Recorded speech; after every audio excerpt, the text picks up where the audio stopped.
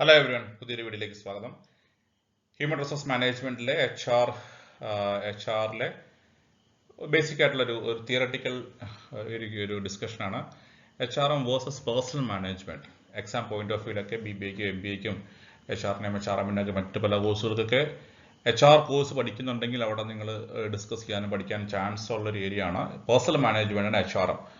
Already ഇതിന്റെ ഒരു evolution history നമ്മൾ ഒരു വീഡിയോ ചെയ്തിട്ടുണ്ട്. ആ വീഡിയോയിൽ പേഴ്സണൽ മാനേജ്മെന്റ് എന്നുള്ളത് HR തൊട്ട് മുമ്പുള്ള ഒരു വ്യൂ ആയിട്ട് അല്ലെങ്കിൽ വേർഷനായിട്ട് നമുക്ക് കാണാൻ പറ്റും.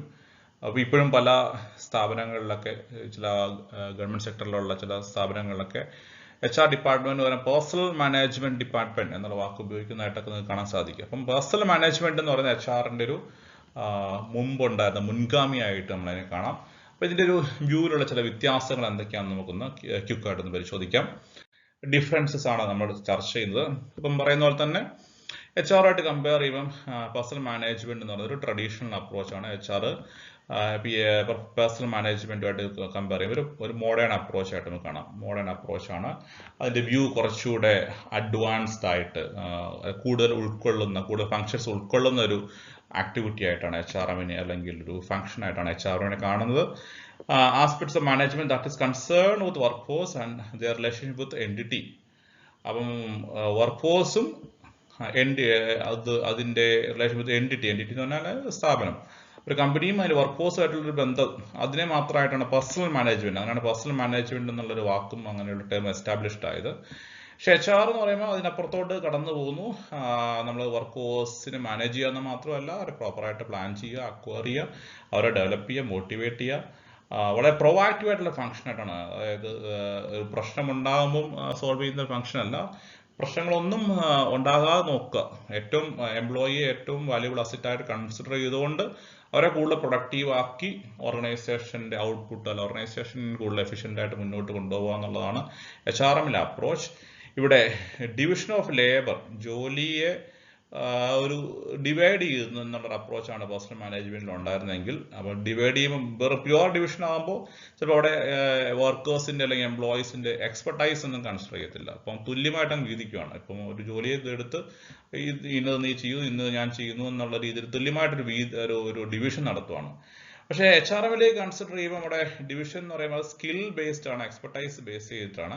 അപ്പം ഒരു പ്യുവർ ഡിവിഷൻ അല്ല നടക്കുന്നത്. ഓരോരുത്തരുടെ എക്സ്പെർട്ടൈസ് അനുസരിച്ച് അല്ലെങ്കിൽ കോമ്പിറ്റൻസി അനുസരിച്ച് നമ്മൾ ആ ജോലിയെ ഡിവൈഡ് ചെയ്യുകയാണ്, അല്ലെങ്കിൽ ജോബിനെ ഡിവൈഡ് ചെയ്യുകയാണ്. അപ്പോൾ ഇതാണ് വ്യൂവിലും അതിൻ്റെ ഒരു വ്യൂവിലും പെർസ്പെക്റ്റീവിലൊക്കെ ഉണ്ടായിരുന്ന വ്യത്യാസം. അഗെയിൻ പേഴ്സണൽ മാനേജ്മെന്റ് ട്രഡീഷണലി എംപ്ലോയീസിനും ലേബേഴ്സിന് ഒരു ടൂൾ ആയിട്ട് അല്ലെങ്കിൽ ഒരു റിസോഴ്സ് പ്രൊഡക്ഷന്റെ ഒരു ടൂൾ ആയിട്ട് അല്ലെങ്കിൽ റിസോഴ്സ് ആയിട്ടൊക്കെ കൺസിഡർ ചെയ്തുകൊണ്ടിരുന്നത്. പ്രീവിയസ്ലി നമ്മൾ പറഞ്ഞിട്ടുണ്ട് 4M പ്രൊഡക്ഷൻ ആവശ്യമുള്ള 4M എന്ന് പറയുന്നത് മെഷീൻ, മെറ്റീരിയൽ, മണി, മെൻ. അപ്പം അങ്ങനെ ഒരു 4Mൽ ഒരു പാർട്ടായിട്ടാണ് പേഴ്സണൽ മാനേജ്മെന്റിലൊക്കെ എംപ്ലോയിയെ കൺസിഡർ ചെയ്തുകൊണ്ടിരുന്നെങ്കിൽ HRMലേക്ക് വരുമ്പോൾ അസറ്റ് ആയിട്ട് അല്ലെങ്കിൽ ഒരു partner, human resource business partner എന്നൊക്കെ വിളിക്കുന്ന വാല്യുബിൾ അസറ്റ് ആയിട്ടാണ് കൺസിഡർ ചെയ്തുകൊണ്ടിരിക്കുന്നത്. അപ്പം എംപ്ലോയീസ് ആർ പാർട്ണേഴ്സ് എന്ന് പറയുന്ന ഒരു കോൺസെപ്റ്റിലേക്ക് എത്തുകയാണ്. അപ്പോൾ കുറച്ചുകൂടി അഡ്വാൻസ്ഡ് ആയ വ്യൂകളാണ് HRMൽ പ്രസന്റ് ചെയ്യുന്നത്. HRMന്റെ സ്ട്രാറ്റജിക് HRM എന്നുള്ള അഡ്വാൻസ്ഡ് വ്യൂസും ഉണ്ട്. അപ്പോൾ പേഴ്സണൽ മാനേജ്മെന്റ് കൺസിഡർ ചെയ്യുമ്പോൾ HRM is very much advanced view ആണ്. മറ്റു ചില വ്യത്യാസങ്ങളോട് നോക്കുകയാണെങ്കിൽ അപ്രോച്ചിനെ പറ്റി ഈ ടേബിളിന് കുറേയധികം സമ്മറൈസ് ചെയ്യാൻ ശ്രമിക്കുകയാണ്. ആ അപ്രോച്ചിനെ പറ്റി സംസാരിച്ച ഒന്ന് മോഡേൺ ആണ്, ട്രഡീഷണൽ ആണ്, മറ്റത് കുറച്ചുകൂടെ അഡ്മിനിസ്ട്രേറ്റീവ്, അതേസമയം സ്ട്രാറ്റജിക്കും കൂടെയാണ്. ഫോക്കസ് ചെയ്യുന്നത് എംപ്ലോയി വെൽഫെയർ, എംപ്ലോയിയുടെ റെക്കോർഡ് കീപ്പിംഗ്, അവരുടെ ബേസിക് ആയിട്ടുള്ള റെക്കോർഡ് കീപ്പിംഗ്, അങ്ങനത്തെ കാര്യങ്ങളൊക്കെ ആണെങ്കിൽ കുറേ കൂടെ എംപ്ലോയി ഡെവലപ്മെന്റ് ഒരു അഡ്വാൻസ് ഫങ്ഷൻസ് ആണ് HRMൽ ഡീൽ ചെയ്യുന്നത്. അഗെയിൻ വർക്കേഴ്സ് നേരത്തെ പറഞ്ഞ പോലെ തന്നെ ഒരു പ്രൊഡക്ഷന്റെ ടൂൾ ആയിട്ടാണെങ്കിൽ ഒരു അസറ്റ് ആയിട്ടുള്ള പാർട്ണർ ആയിട്ടൊക്കെയാണ് കാണുന്നു. അഗെയിൻ കുറച്ചുകൂടി ഷോർട്ട് ടൈം ആയിട്ടുള്ളൊരു ഫംഗ്ഷൻ ആയിട്ടാണ് പേഴ്സണൽ മാനേജ്മെന്റിൽ കാണുന്നതെങ്കിൽ ഇതൊരു ലോങ് ടൈം ആണ്, പ്രൊവാക്റ്റീവ്. ഈ പ്രൊവാക്റ്റീവ്, റിയാക്റ്റീവ് എന്നുള്ള വാക്കുകളും ഇമ്പോർട്ടന്റ് ആണ്. എംപ്ലോയീസിനിടയിൽ അതിൽ പ്രശ്നങ്ങൾ വന്നാൽ പരിഹരിക്കാം, അതാണ് പേഴ്സണൽ മാനേജ്മെന്റ് വ്യൂ എങ്കിൽ. പ്രശ്നങ്ങളൊന്നും വരാണ്ട് നോക്കുക. രോഗം വന്ന ശേഷം മരുന്നെടുക്കുന്നതാണ് റിയാക്റ്റീവ് അപ്രോച്ച്, രോഗം വരാണ്ട് നോക്കുന്നതാണ് പ്രൊവാക്റ്റീവ് അപ്രോച്ച്. എന്ന് പറയുന്നത് തന്നെ എംപ്ലോയീസിന് പ്രശ്നം വരാതെ തന്നെ നോക്കുക, പ്രശ്നം വന്നിട്ട് സോൾവ് ചെയ്യുന്നതാണ് ഒരു റിയാക്റ്റീവ് അപ്രോച്ച്. എംപ്ലോയീസിന് പ്രശ്നങ്ങളൊന്നും ഉണ്ടാകാതെ അവരുടെ കാര്യങ്ങളൊക്കെ മനസ്സിലാക്കി വേണ്ട രീതിയിൽ അവർക്ക് വർക്ക് എഫിഷ്യന്റ് ആകാവുന്ന രീതിയിൽ, പ്രൊഡക്റ്റീവ് ആകാവുന്ന രീതിയിൽ നേരത്തെ തന്നെ ചെയ്യാവുന്നതാണ് പ്രൊവാക്റ്റീവ് ഫംഗ്ഷൻ.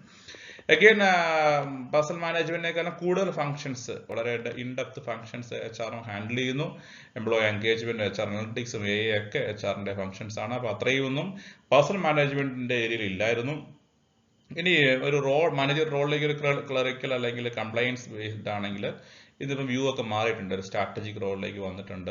ഒരു എംപ്ലോയി ചേഞ്ച് ഏജന്റ് ആയിട്ട് എംപ്ലോയി ചാമ്പ്യൻ, അങ്ങനെ വ്യൂസ് ഒക്കെ ഒരുപാട് മാറി. എംപ്ലോയീസിന് ഒരുപാട് വാല്യൂ കിട്ടുന്ന വ്യൂസിലേക്ക് വന്നു കഴിഞ്ഞു.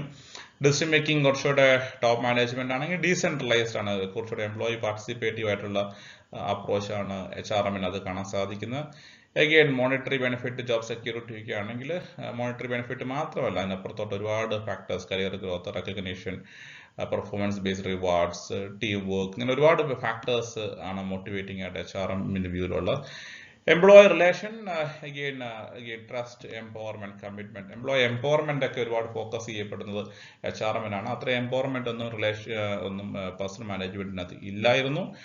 അഗെയിൻ ചുരുക്കി സിമ്പിളായിട്ട് പറയുകയാണെങ്കിൽ, കൺക്ലൂഡ് ചെയ്യാൻ പറയുകയാണെങ്കിൽ, ഒരു എംപ്ലോയിയുടെ അറ്റൻഡൻസ് മോണിറ്റർ ചെയ്യുക, അല്ലെങ്കിൽ അവരുടെ റെക്കോർഡ് കീപ്പ് ചെയ്യുക, അവരുടെ ഇടയിൽ എന്തെങ്കിലും പ്രശ്നങ്ങളൊക്കെ ഉണ്ടെങ്കിൽ ഡിസ്പ്യൂട്ടുകൾ സോൾവ് ചെയ്യുക, തൊഴിൽ വേജസുമായിട്ട് ബന്ധപ്പെട്ട് തർക്കങ്ങളുണ്ടെങ്കിൽ അതൊക്കെ പരിഹരിക്കുക. ഇതൊക്കെയാണ് ഇരുന്ന് പേഴ്സണൽ മാനേജ്മെന്റിൽ ഉത്തരവാദിത്വമെങ്കിൽ ആ ഒരു എലമെന്റുകളൊക്കെ മാറിക്കഴിഞ്ഞാൽ അവരെ കൂടുതൽ പ്രൊഡക്റ്റീവ് ആക്കാനായിട്ട് പെർഫോമൻസ് മാനേജ്മെന്റ് സിസ്റ്റം അവരുടെ കരിയർ ഗ്രോത്തിനെ എൻഹാൻസ് ചെയ്യുക, കൾച്ചർ ബിൽഡ് ചെയ്യുക, എംപ്ലോയി എൻഗേജ് ചെയ്യുക, അങ്ങനെ കുറേ കൂടെ പ്രോഗ്രസീവ് ആയിട്ടുള്ള ഫംഗ്ഷൻസ് ആണ് ഇപ്പോൾ HRM ഡീൽ ചെയ്തുകൊണ്ടിരിക്കുന്നത്. അപ്പോൾ ഇതൊക്കെയാണ് ബേസിക്കലി പേഴ്സണൽ മാനേജ്മെന്റും HRM തമ്മിലുള്ള ചില വ്യത്യാസങ്ങൾ. അപ്പം വ്യൂ കൺസിഡർ ചെയ്യുമ്പോൾ വളരെ അഡ്വാൻസ്ഡ് ആയിട്ടുള്ള വ്യൂ ആയിട്ടാണ് പേഴ്സണൽ മാനേജ്മെന്റുമായിട്ട് കമ്പയർ ചെയ്യുമ്പോൾ HRMനെ കാണുന്നത്.